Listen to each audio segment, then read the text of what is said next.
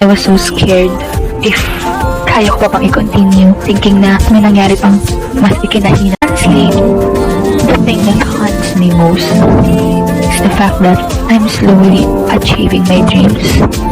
Pero I'm not that happy kasi I'm not with my mom.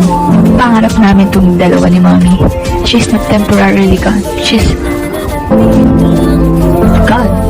Part of me is still sad. Even though I want to be completely happy because I'm tired of being sad.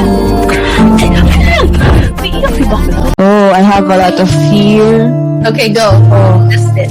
but in a deeper sense, maybe I'm afraid of losing someone I love. Ganun ko nasabihin. Kasi hindi ko naman kaya sabihin sa kanila ng face to face. Okay, wish mo for me.